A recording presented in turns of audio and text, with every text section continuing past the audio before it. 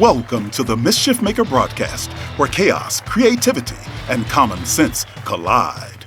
Your host, Joel Freeman, was kicked out of high school in Alberta, Canada. He left home at 17 and hitchhiked around North America as a long-haired hippie and dope-smoking fool. He made a 180-degree change, becoming one of the first chaplains in the history of the NBA.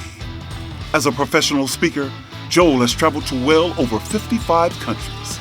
His many books have been published in 28 foreign translations. Pieces from his Black History collection have been seen by millions at the United Nations and many other venues. And now, the Chief Mischief Maker himself, Dr. Joel A. Freeman.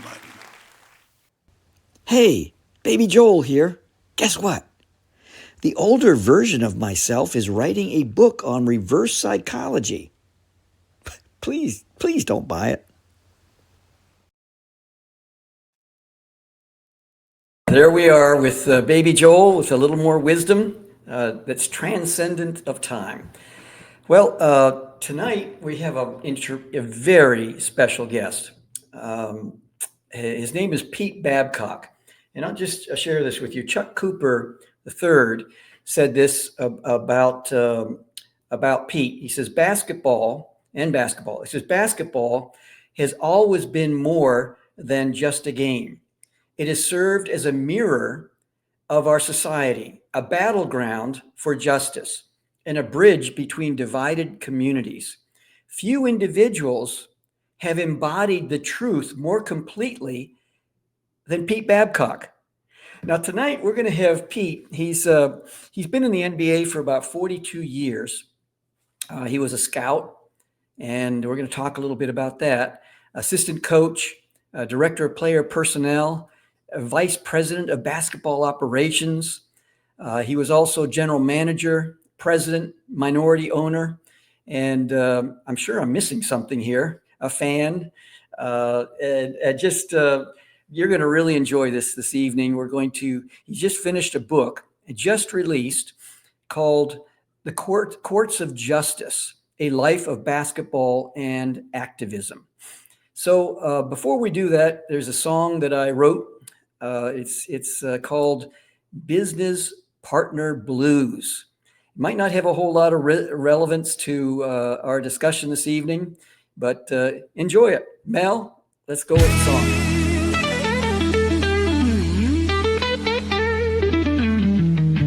Started out dreaming, hands in the air. Worked hard to build something, a vision to share. Attacked hell with squirt guns, thought we were tough. But business and friendship, wow, it can get rough. Then came the dollars, along with the doubt. Late night worries and figures to count. One was saving, the other was spending. Both knew that their trust in the other was bending. Lawyers on standby, papers to sign. Friendship eroded, $1 at a time. Or was it the greed? Maybe just two different versions of me. But there's a way to stand the test, to keep a friendship and not make a mess. Write it all down, be clear and wise. Take on the deal, but don't close your eyes. Respect the roles, don't cross the lane. Split the profit, split the pain. If trust gets thin, step back, reset. Cause friendship's a fortune you don't wanna bet. The best way to ruin a bond that's true is to mix in money and gaslight the view. If you wanna stay friends and make money together, respect God forever.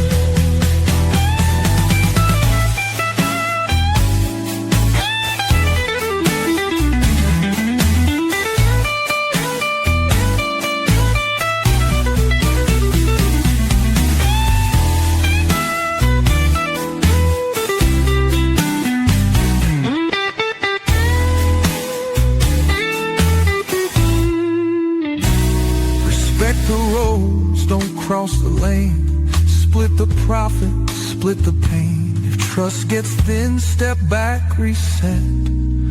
'Cause friendship's a fortune you don't wanna bet. The best way to ruin a bond that's true is to mix in money and gaslight the view. If you want to stay friends and make money together, be humble and smart and respect God forever.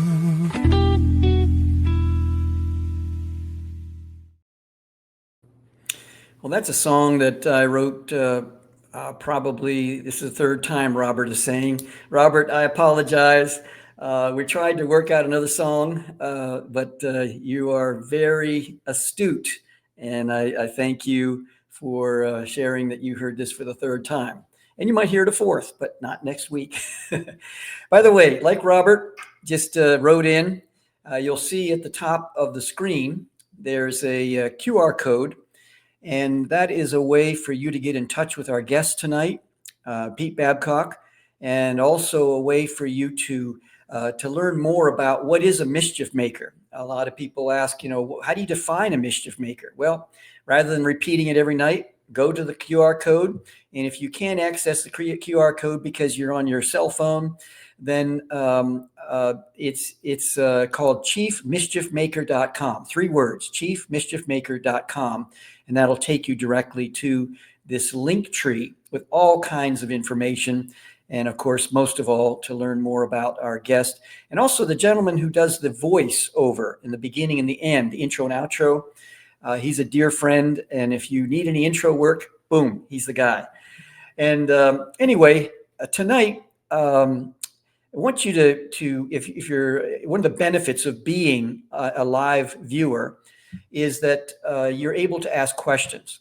And so if I am missing something, you are my, the gentlemen and ladies who are out there, you're the ones that can help to bring, be my safety net, if you will. And you can help me to help with the show if you have any questions that I'm missing tonight.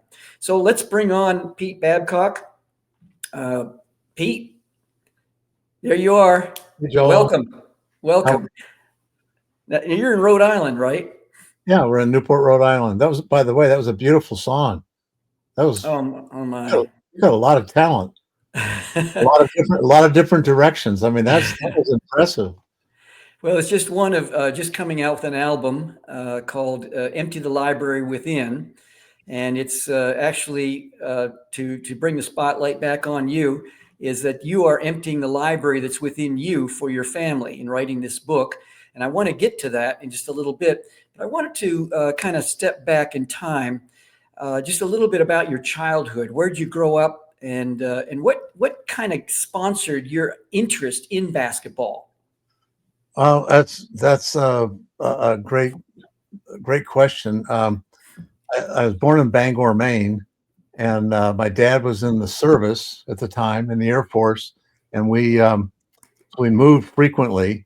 So we moved all over the country: Bangor, Maine, Manchester, New Hampshire, Moses Lake, Washington, Nashville, Tennessee, Syracuse, New York, Colorado Springs, Phoenix, Arizona. So that was all by the 7th grade. Wow. So I didn't really have an interest in basketball. My first competitive sport was swimming.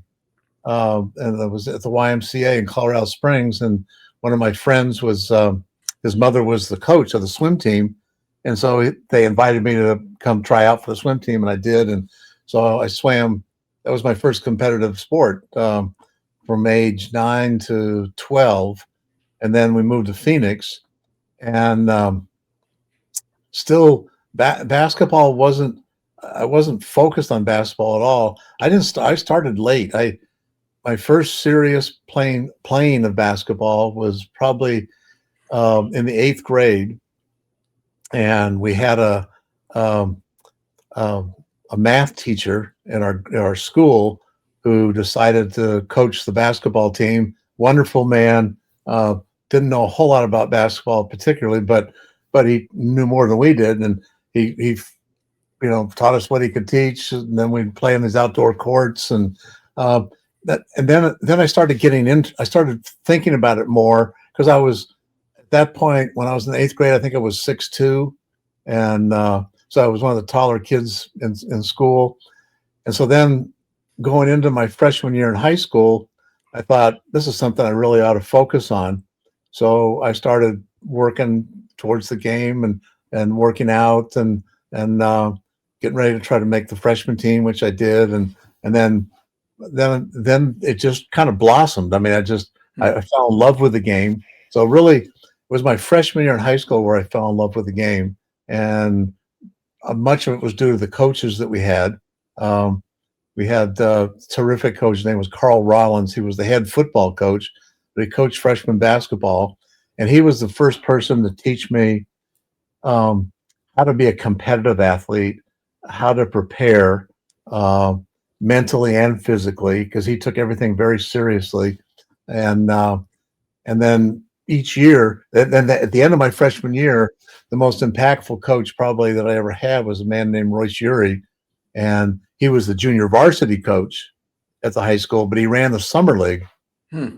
He took me under his wing that summer at the end of our freshman year, and he worked with me every day. I'd go to the gym and spend the whole day in the gym, and he would work with me on individual things. And then, we'd play games on the summer league. And then I made the all-star team, which was made up of players from all classes, freshmen through seniors. And to this day, I credit him for that. I think he had something to do with making sure I made the all-star team, just to help motivate me. And I still have the trophy to this day. He passed away sadly last year, but I kept in touch with him over the years, and he was really touched by the fact I still had the trophy, and he had me send a picture of me holding the trophy when I was I was 14 years old. But he's one of these people that just motivated you. You wanted to play well for him, and you wanted to just maximize your potential. That's he really. And then he left to go to a brand new high school as the head coach, so never got to play for him.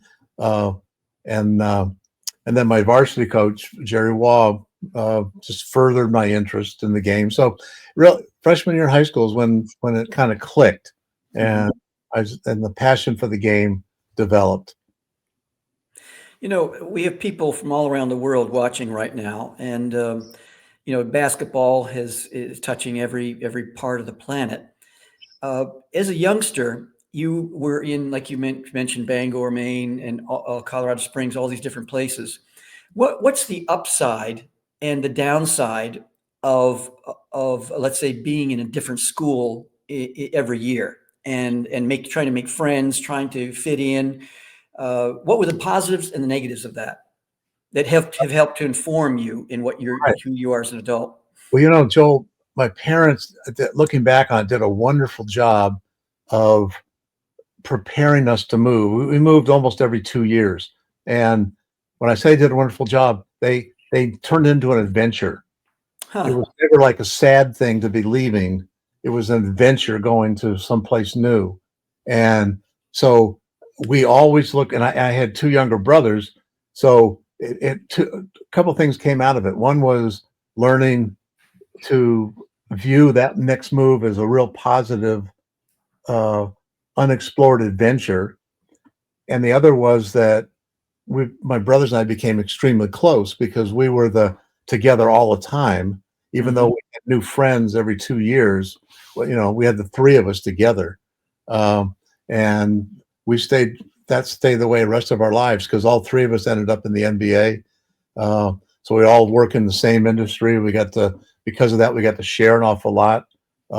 We traveled together. We competed against one another in different teams.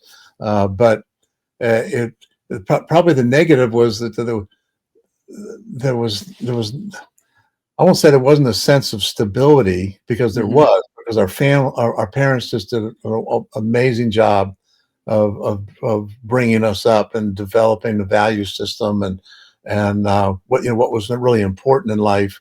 So I never look back on it and thinking that in any sense any of it was ever negative. It was all positive. But you did change, so you don't, some people, like, I live in Newport now. I have cousins in Newport I have a cousin who's my age, 76 years old. He was born and raised on the island we live on, and never left, other than he went to serve in the Navy. And after that, he was back here, never left. And his kids all grew up here, and his grandkids are growing up here. And so I never had that kind of situation, where you grow up someplace and you know everybody in town, known them for all your life. We didn't quite have that, but I never looked at it as really a negative. It was, again, it goes back to my parents and, just the amazing job that they did. I found, as a youngster, we moved a fair amount, and it just, it was a situation where I would come to a new school, and one of the techniques I used, I don't know if it was a technique at the time I was thinking, but I would bring gum to like stick Wrigley gum. And then I would say, hey, you want to stick a gum? And just kind of opening up the doorway to talk for them to look at me like, hey, this guy's kind of cool. He's giving me a stick of gum for today. Yeah. And that's back when you could chew gum in schools. Yeah, right. But that was my way of connecting with people. And I think it helped in my adult life to be more adaptable in situations, traveling. A lot of people freak out when you can't get on the plane. I just sit down and I'm writing a book, or I'm, coming up with something else and use it as an opportunity. Is that kind of some of the things that help to bring some flexibility in your life, you think? Yeah, I probably, I never tried to overanalyze it and look at it in any great detail, but I'm sure that the learning to adapt to new situations helped. I also became, I remember talking my parents into letting me go to a sleepover camp in Colorado Springs when I was 8 or 9. I can't remember. And they kept telling me I was too young. And finally talked them into it. They let me go. And I was the most homesick kid in the camp probably they ever had. And I wasn't allowed to go home. So I had to stay the whole week. And I can remember to this day how homesick I was the entire week. Wow. And sitting at the gates where the camp was, up in the mountains in Colorado, just outside of Colorado Springs, waiting for the family car to show up. When I saw the family car, everything, I was all of a sudden relaxed. I was okay. And so growing up, I had an issue with that. When I was in the Boy Scouts, and we'd have a weekend camp out planned. I'm all excited about it. I'm talking about it all week. I can't wait to go. That it would come to my parents. My parents were going to take me to meet, the scout troop at Friday evening after school to leave to go on the camp out. I couldn't do it. I could not do it. And my scoutmaster figured out that it was more an issue of being separated from my family than it was being away from home, because he did something that, I don't know how he came up with this, but my youngest brother, Rob, was in the Cub Scouts. He said, well, what if we can arrange to have your brother Rob come too? Wow. And so Rob did. I was fine. Boy, how intuitive for that. So it wasn't actually being away from home. It Yeah. was separation anxiety Yeah. because my brothers and I grew up so close with one another, and we had each other through all these moves, and we Mhm. relied on each other. We did everything together, and then all of a sudden I was away from them. So when they allowed Rob to come with me, I was perfectly fine. Had no That's problem great. whatsoever. So it was really a separation anxiety that it took me a while to get over because I had kind of programmed my mind to anytime I was away from them, I was going to have this feeling. Mhm. Now in the NBA, you did everything except wash dishes and clean toilets. I mean, you were maybe you Yeah, did that too for all I know, but yeah. you were a scout. And I remember sitting down with I can't remember his name for the life of me right now, but he was what they called the super scout for the Bullets way back when. I can still see his face, and we were sitting together watching the game. Bill Gardner, maybe. Yes, I think so. Bill Yes. Gardner? Yeah, And so I was asking him. I said, "What do you look for in a player yeah. when you're going out scouting?" And he said to me something I found very interesting. Of course, it was all about the family, next door neighbors, the background check, all these different things about the players, the ability, of course, of the player. But he said something interesting. He says, "I watch to see them sitting on the bench when they're not playing, to Hmm. see if they're in the game. If they're only in the game when they're on the court, I'm not interested. I want Right, to see them in the game when they're sitting on the bench." right. Any tips, any things that you were looking for when you were Well, a scout? yeah, and I'd agree with Bill, and I got to know Bill pretty well because Bob Ferry was one of my closest friends, and so I knew Bill very well through Bob, and I'd agree with that. I would go to games early. I'd get there like an hour and a half before game time because I wanted to watch players, their Mm, body language warming up, how seriously they were taking it, how they interacted with their teammates, just warming up on the floor. And then the same thing as Bill said, I try to watch them on playing on the floor, on sitting on the bench, how they supported their teammates, how they interacted with them during the game, how they interacted with the referees. Um, mhm, you're looking for all that, and the NBA is such the players are so highly skilled and so such special athletes that like the number one criteria is athletically, does this player have the ability to play in the NBA because the speed, quickness, and all that is off the charts. And then they had to have at least one NBA skill. They had to be an NBA shooter, NBA rebounder, an NBA defender. They had to be something that transferred to the NBA. Now the stars could do more than one thing, and the stars were easy to find, because yeah, they'd stick out. You'd see Michael Jordan, you say, well, he's going to be a good NBA player. Those weren't hard. The hard ones were when you're looking for that guy that he's not that talented, but does he have an NBA skill that mhm. can be used in an NBA game? And then the background stuff was critical for all of us. But yeah, Bill was terrific. He was great to talk to and learn from. I enjoyed so many conversations with him. Yeah, And Bob Ferry also, and when we get offline, I can tell you some stories about Bob. I can tell you some too. That's right.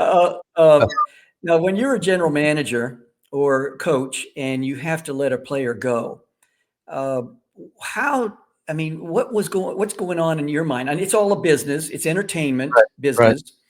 But I was as chaplain, I'd get the calls from the players saying, "I'm in Golden State. I just got the call. Where do you want us to send your stuff?" Maybe it was in January, February, whenever that time came when that 1 year contract, you could let somebody go. And some of the guys were in tears, just like, I Yeah. don't know what I'm going to do. Right. What was happening on your end on how you approach that? Yeah. You have to, if you're in a position to run a franchise, your responsibility is to do what's best for the franchise, uh, short term and long term both. So when it came to making a trade, and you're telling a player, we're trading you to so and so, you had to pull the trigger and just sit down and be honest with them and tell them exactly what you're doing. And they were always difficult conversations. The, that's the trade scenario, which is not as severe as the cutting scenario. Mm-hmm. So the trade scenario, the player's still making a living and moving on to another team, but there were some that were really emotional trades because some GMs tried real hard not to get close to their players because they thought it made it more difficult to cut a player or trade a player if you were close personally.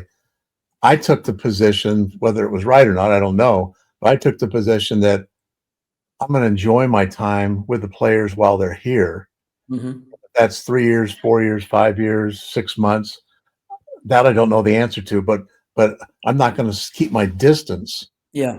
I'm going to enjoy getting to know them, their families. We're going to interact. We always had the players over to our house every Christmas and had a Mm-hmm. Christmas party, and our radio guy, Steve Holman, would dress up as Santa Claus, and he's got a great sense of humor. He would do gag gifts, and it was basically a roast of everybody in the organization, players, coaches, GM, everybody.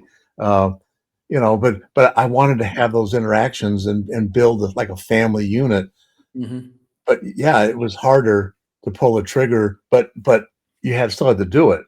Mm-hmm. Cutting a player like out of training camp is typically when you're cutting a player. You might cut a player before the trade deadline, before the cut down date, or because contracts, you would have contracts with players who are minimum make good contracts.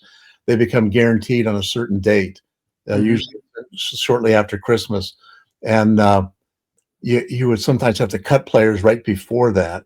Wow. And it's difficult. I mean, it's because you're dealing with somebody's livelihood and their family, and you try to reach out and help them any way you can help them, and offer the support and say, look, we can help you, hook on with somebody else, if you need recommendations, we can make calls for you.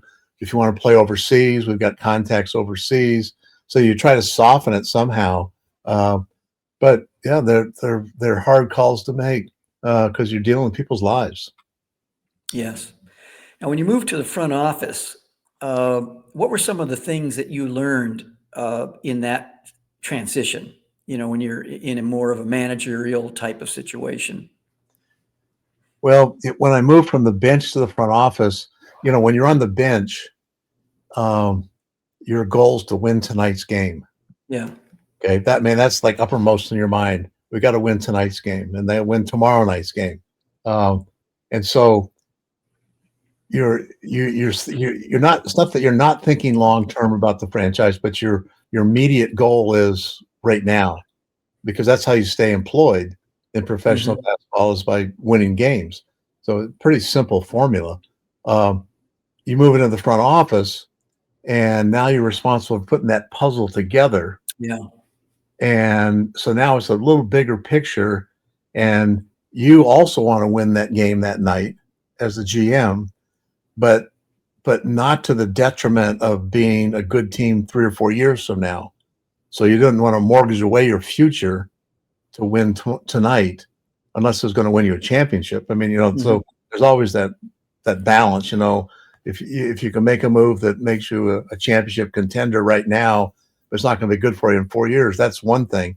But normally those trades aren't making you a championship contender. It's just, do you get a degree better, and don't mortgage away all your future draft picks, give them all away, to try to hit a home run tonight. If that home run is a guy that's 33 years old and has only a couple years left to play. So you're just looking at the whole puzzle and balancing both the short term and the long term.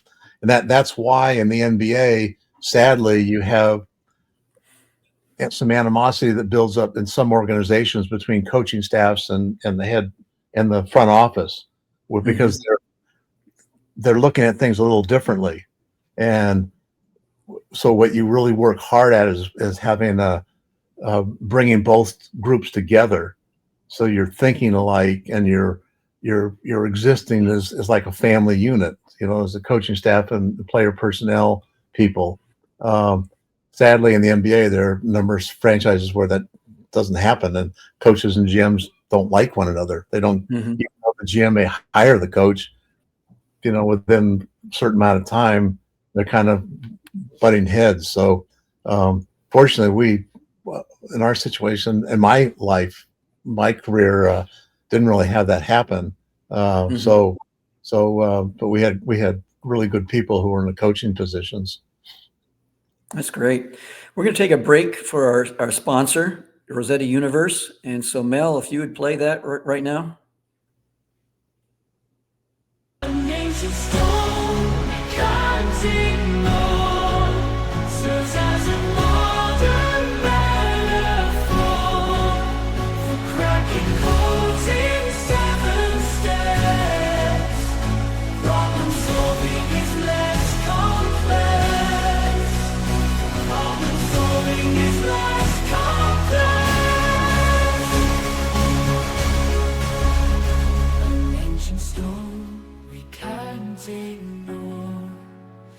As a modern metaphor for cracking codes in 7 steps, problem solving is less complex.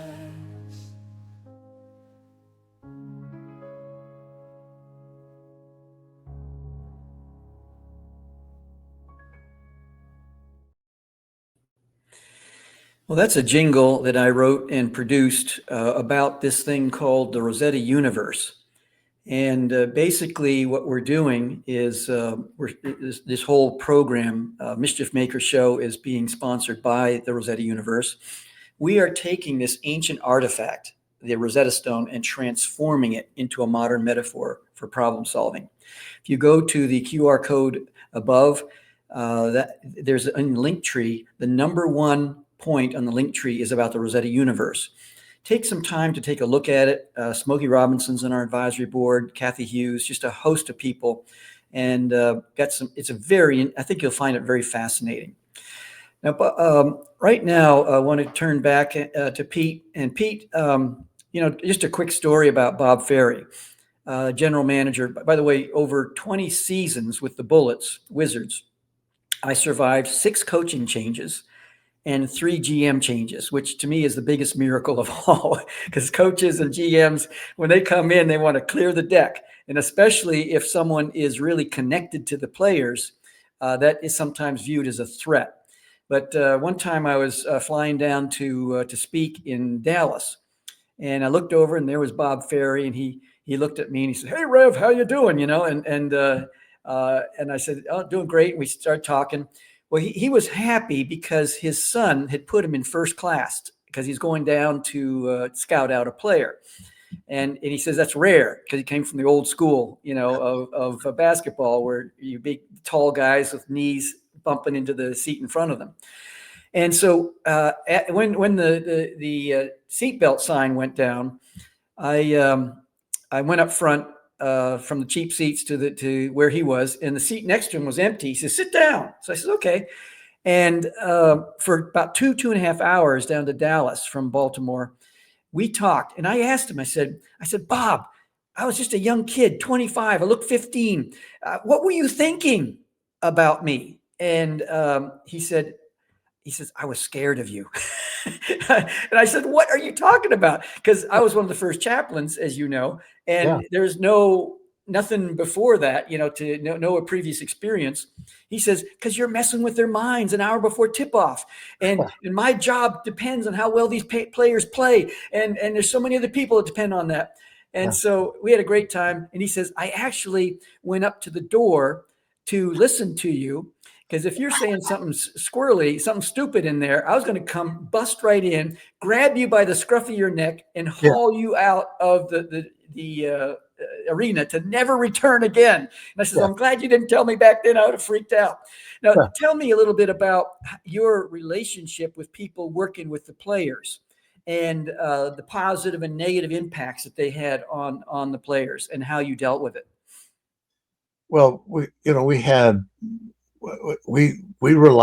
a program called Life Experiences Program, and I wanted to expose our players to as many things outside of basketball as possible as an educational component and help them prepare for life in general. So we tried to expose our players to a variety of different people, and we were lucky because we had chaplains on who were um, chaplains that worked with us that were terrific. They all were good. Andrew Lang, one of our former players, Yeah.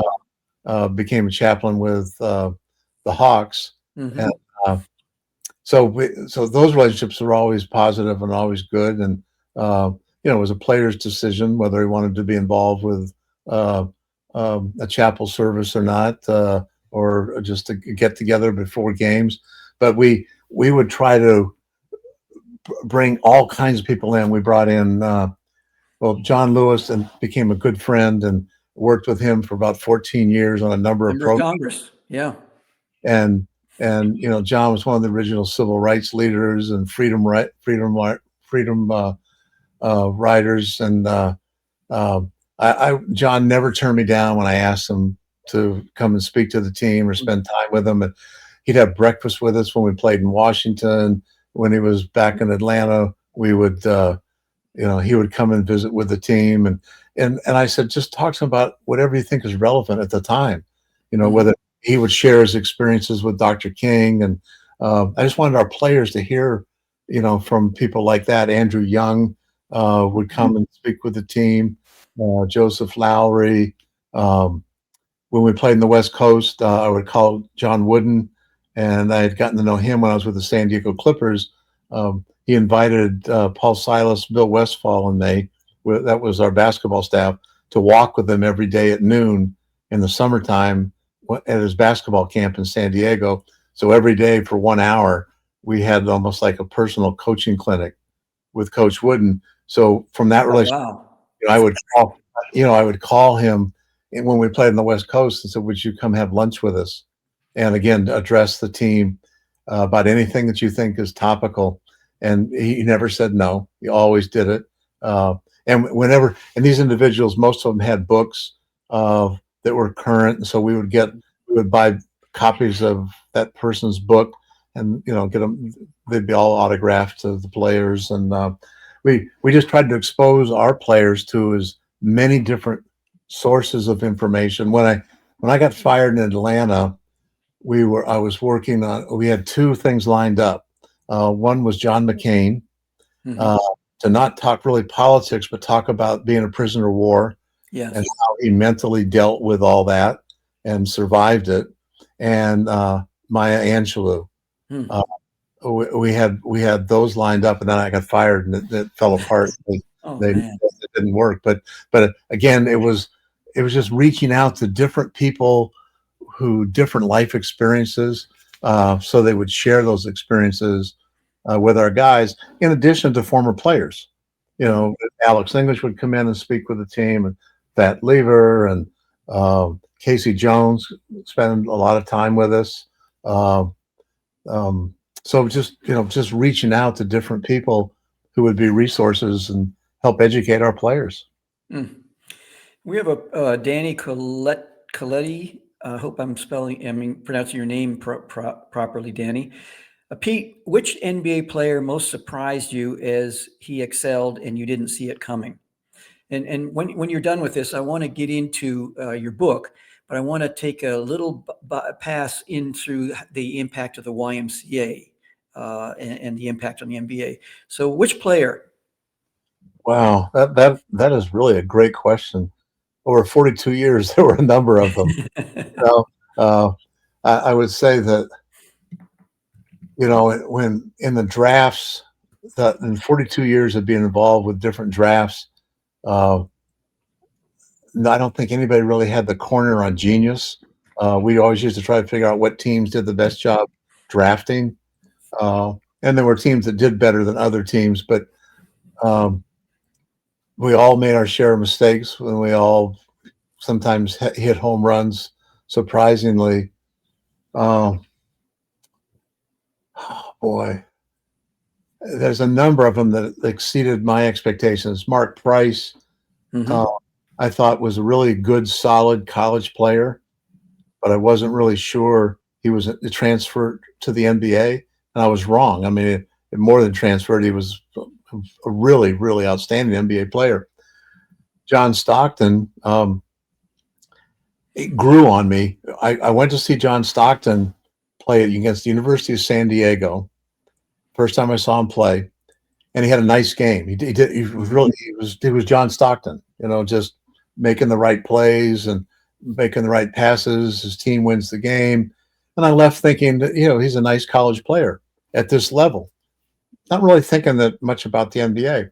Then the Olympic trials were held that year in Bloomington, Indiana. Bobby Knight was coaching the team. And so all of us in the NBA were there to watch the trials. And now I'm watching Stockton play against all these really good college players. This is before pros could play in the Olympics. So I'm watching him play against all the best college players in the country. And he's doing the same thing he did against the University of San Diego. And I thought, well, maybe he's a little better than I thought. But I still wasn't sure that he was going to be like an impactful NBA player. And then, all of a sudden he plays in the NBA and you're going like, he's doing the same thing against the University of San Diego. It doesn't matter who he's playing against. He does the same thing against everybody. So I don't know if there's one player. I mean, it's a great question. I have to give it a lot of thought, but I don't. There's one player that jumps out at me, but there's a number of them that exceeded my expectations. And there were others where I thought would be pretty good players that, ended up not being as good as I thought they could be. So it's an inexact science when you're selecting players, but and we all try to make it an exact science, but it's not. Danny, thank you so much, and thank you, Pete. When it comes to the players, I remember. I mean, most every player who made the NBA that I've talked with, they can refer to people in college, high school that were far better than them, technically and physically. Yet they couldn't handle the mental game. Can you talk to that a little bit about the mental game and how that connects with their skill? Sometimes people will say, I'll hear people say that, I don't watch the NBA that much during the regular season because they're kind of on cruise control and they don't really care that much about whether they win or lose until the playoffs. And then that's when they really turn it up and they compete. And every time I hear that, I think to myself, did I miss something in the 42 years I was around? Because every team I was with, every player I was with, their goal that night was to have the best game of their life. I mean, that's how they fought. Yeah. They were so highly motivated as competitors. There's like a notch above everybody else. So they wanted to win that game, and they wanted to go out and have the best game of their life tonight. Now, it didn't always happen, but that's how they prepared mentally to play. And that I never saw players I was around who were on cruise control.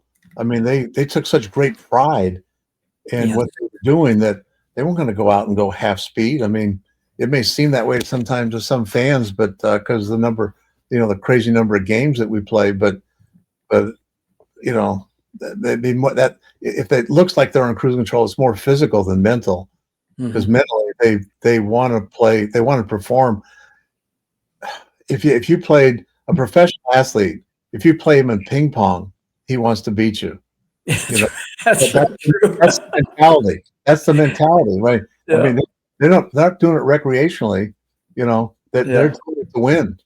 They're doing it to win. I remember I used to run the Adams Westfall basketball camp in Phoenix, Paul Westfall and Alvin Adams, and they called these guys roomed together on the road when they played for the Phoenix Suns, and it was back when everybody had roommates and you didn't have your own room, and they called them the Parker Brothers because they just played games constantly, and they would take games on the road. I'm talking board games, everything, all kinds of games to compete with one another, and they wanted to win, playing Monopoly, playing whatever it was that they wanted to win that game. That's just how they're wired. That's one of the things that makes the professional athletes so exceptional. Is the mental mindset is so different. Yeah, Wes Unseld once told me, he says, you have to have a big ego to play at this level. And once you subset, the word ego sometimes has a negative connotation, but the whole idea of having a big confidence. And then he followed up, he says, or I think he said, or you're going to end up on a poster. If you're going up against Michael Jordan and you don't think you can take him, you're going to end up on a poster at that time in Kmart, that with Michael's tongue hanging out and he's all over you. Right. And so, it's just a whole different mindset. What about today? Back in the day, people, let's say a player had a bad game, and but today you got Twitter, or X, you have all these different social media, and if someone misses and they're a franchise player, they're making the big bucks, which a lot of people don't know, that there's a very tiny percentage of people are making the big bucks guaranteed, and everyone else is on a 1 year or 10-day contract. And so and almost instantly, the social media goes crazy if someone misses a slam dunk, and it's like, we're paying this guy this big bucks, and he's screwing up the game or whatever it is. Yeah. Speak to that, the difference that has happened, the transition, to social media and everything, and the impact on the player and the team, on the general manager and everybody. Well, the social pressure is so much greater, I think, today than it was back. When I was first started in the NBA, there was no talk radio in sports. That developed while I was in the NBA, and I remember the first talk radio shows. I was in Denver. Maybe not the very first ones, but some of the early ones. Irv Brown and I can't remember his partner's name, but anyway, they had a talk show in Denver, but the tone was so different. Like, Irv would call me during the day and say, well, on the show tonight or this afternoon, we're going to recommend that you make this trade that we know is totally ridiculous. If you did this trade, we would think it's the worst thing in the world. But we're going to propose this trade to generate calls, right? So I said, fine, it's your show. What are you going to do? It wasn't. They weren't going after you. It wasn't mean spirited. No, not at all. Yeah. It wasn't mean spirited, and there was no social media. So today, I think players deal with so much more scrutiny. Because, again, like what you said, somebody makes one mistake in the game, and it gets blown up out of proportion, and it gets played over and over and over again on ESPN and these highlights and bloopers things, and everybody's talking about it. You got to have a certain amount of mental toughness, to not let that bother you mentally. And a good number of professional athletes do. They have a really exceptional mental toughness, and there are some that it's hard for them. They lose their confidence, and and it really hurts their game. Now let's turn a gentle corner here, and I want us to talk about your book. Can you kind of explain a little bit about the catalyst behind this book, and kind of give the average listener or viewer a little kind of a quick overview of what the book is all about and how it would benefit them, even if they're not into basketball? Oh, I appreciate it. So the genesis of the book was my kids. I have two daughters who encouraged me to write my stories, a lot of the behind the scenes things that happened in my career that people really weren't aware of, controversial trades, and just things that happened that people didn't know about, and to leave those stories for their kids, for my grandchildren. Oh, that's great. And so that was the genesis of starting this. So I began keeping a journal, and when I was traveling, I started this like in 1995, I think, and I was flying back from a scouting trip in Europe. So I had a lot of time on a plane, so I began journaling. And I started keeping that journal and chronicling, crazy things that would happen that nobody ever to this day really knew about. We just kept them in the journal. So then I began to put it all together in the form of a book. And one of my very close friends was Red Auerbach's biographer, Ken Dooley, who's 93 years of age and still writes today. And he said, I was telling him about it. And he said, "Can I read it?" I said, "Sure, no problem. I'm happy to have you read it." So he reads it, and he calls me. He says, "No, you got to do more with this than what you're planning on doing just for your kids and grandkids. There's stories here that need to be told." And he said that, so he kind of lit a fire under me to get things moving. And so I rewrote the book with a different twist. So this is two parts to the book. The first part of the book deals with my passion of studying civil rights and the game of basketball and how they fed off one another. So the book starts off with a history of black basketball and how over time, over a number of years, the game of basketball brought races together, broke down barriers racially and culturally, and then gets to a point where the league actually integrates in 1950 after being an all-white league. And the behind-the-scenes stories of how that all happened. And the second part of the book is about my life experiences from birth right through to the end of my career and to today, actually, and how my interest in basketball developed, as I told you earlier in the show, but also how my interest in the civil rights movement developed. So I was a student during the 1960s, and every night on TV, I'm watching, protests go on, and these nonviolent protests, and you're watching these protesters being fire hosed and beaten. They're not doing anything. They're not violent. They're not fighting back. When you're thinking this, so that got my attention.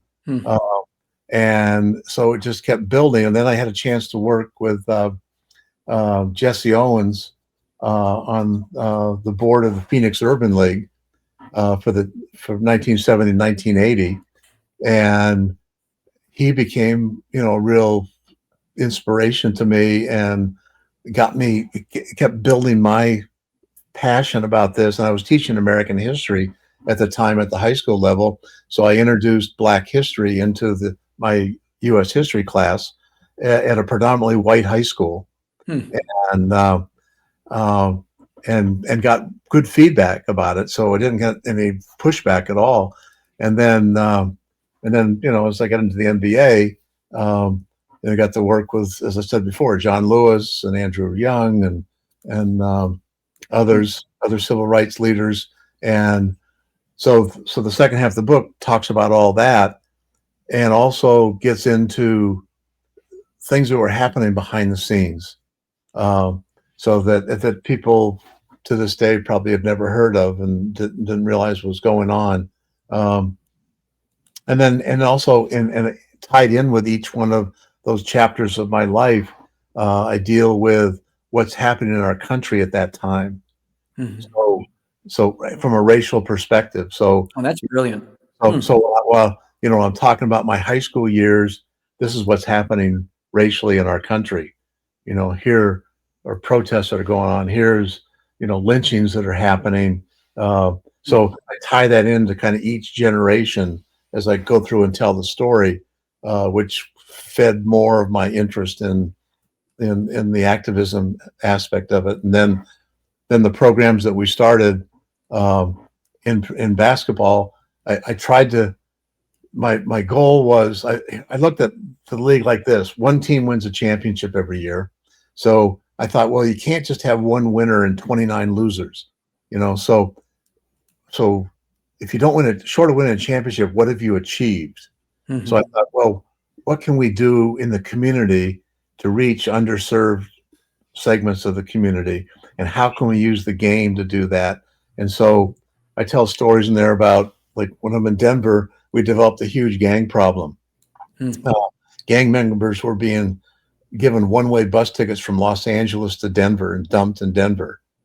And so Denver inherited this gang problem that started in LA.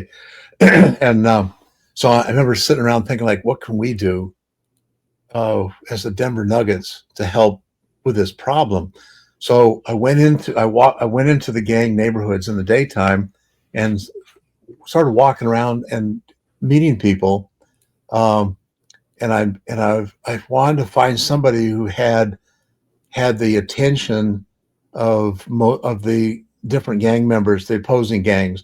And there was this guy, Leon Kelly, Reverend Kelly. He was an ex-con who had devoted his life to trying to stop violence between young people. And I meet Leon, and I said, Leon, what Leon would do is every night he would walk the neighborhoods. Cell phones hadn't started yet. They had these great big mobile phones. Remember those great big things? Oh, yes. Well, those were just coming out.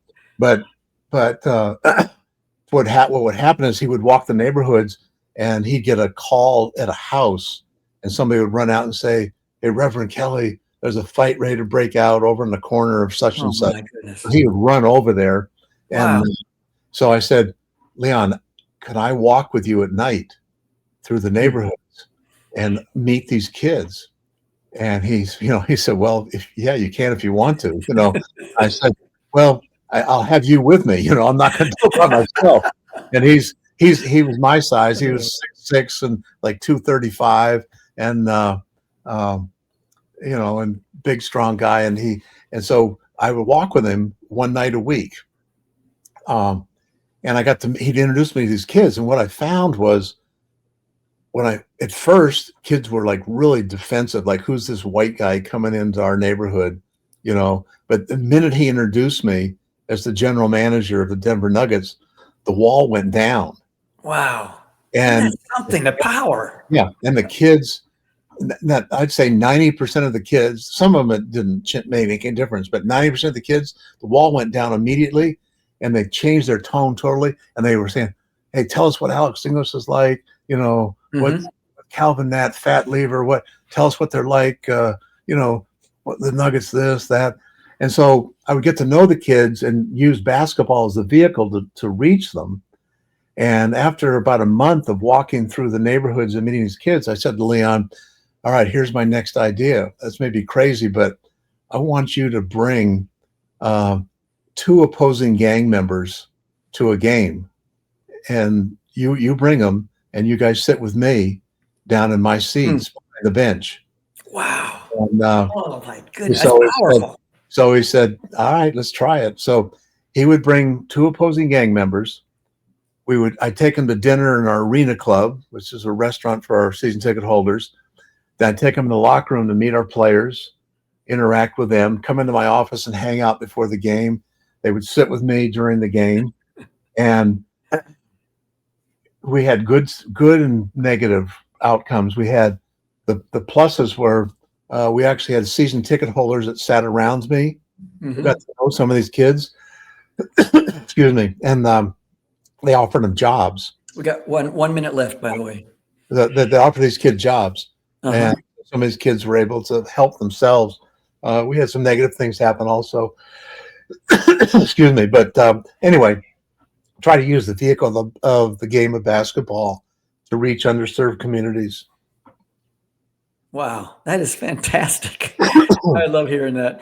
Oh, Pete Chance, I'm sorry, we're not going to, it's a great question, but we can't, we just don't have the time. We've got to go.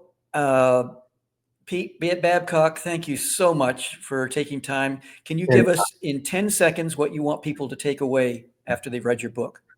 I would say the number one thing is respect others for their differences rather than discriminating due to those differences. That would be the number one thing. It's like respect others and for their differences, and don't discriminate because of those differences. I love it. I love your heart. You're a good man. Thanks, good friend. You have just experienced another episode of the Mischief Maker broadcast. Hit the subscribe button. Connect at chiefmischiefmaker.com. Thanks for coming along for the ride. And hopefully, you are now a bit closer to becoming a mischief maker in your part of the world.